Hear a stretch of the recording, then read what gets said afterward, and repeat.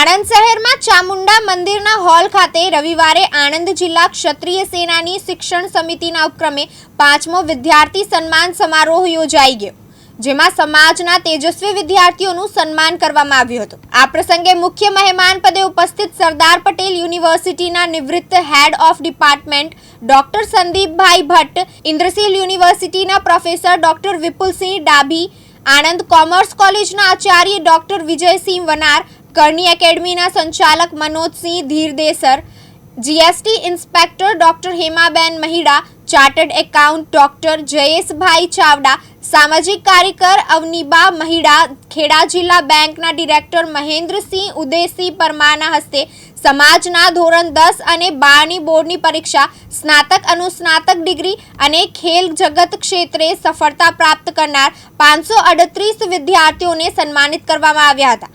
આ પ્રસંગે શૈક્ષણિક આગેવાનોએ ઉપસ્થિત રહી વિદ્યાર્થીઓને માર્ગદર્શન આપ્યું હતું।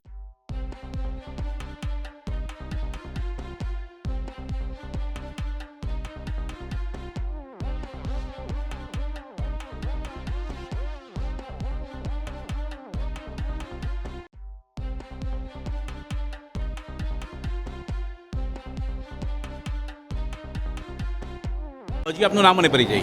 મારું નામ અવનીબા દિવેશસિંહ મહેતા। હજી આજે જે કાર્યક્રમ રાખાય છે અને સમાજમાં જે શિક્ષણના વિકાસ માટે આગળ શું કરવું જોઈએ અને શું થઈ રહ્યું છે? પ્રથમ તો હું એ કહીશ કે જે આજે આણંદ જિલ્લા ક્ષત્રિય સેના દ્વારા જે કાર્યક્રમનું આયોજન કરવામાં આવ્યું છે એ બદલ હું સૌથી પહેલાં તો એ સંગઠનનો ખૂબ ખૂબ આભાર માનું છું કે જેમણે આ નવી પહેલ ચાલુ કરી છે અને સમાજના દરેક ક્ષેત્રમાંથી આવતા વિદ્યાર્થીઓને આર્ટ્સ, કોમર્સ, સાયન્સ અને સ્નાતક કક્ષાએ કે ઉચ્ચ સ્નાતક કક્ષાએ જે પણ એમણે એમની સિદ્ધિ હાંસલ કરી છે એ બદલ એમને પ્રોત્સાહિત કરવા માટે ટ્રોફી અને મેડલ આપીને એમનો હજુ પણ ખૂબ ઉત્સાહ વધારવા માટે જે પ્રયત્ન કરી રહ્યા છે એ બદલ હું એ સર્વને ખૂબ ખૂબ આભાર માનું છું અને આપની આવનારી આ ભારતની નવી પેઢીને જે તૈયાર કરવા માટે જે આ એક પ્રોત્સાહનનું એક સારું કાર્ય શરૂ કર્યું છે એ બદલ હું એમનો ખૂબ ખૂબ આભાર માનું છું અને તમામ વિદ્યાર્થીઓને ખૂબ ખૂબ અભિનંદન પાઠવું છું।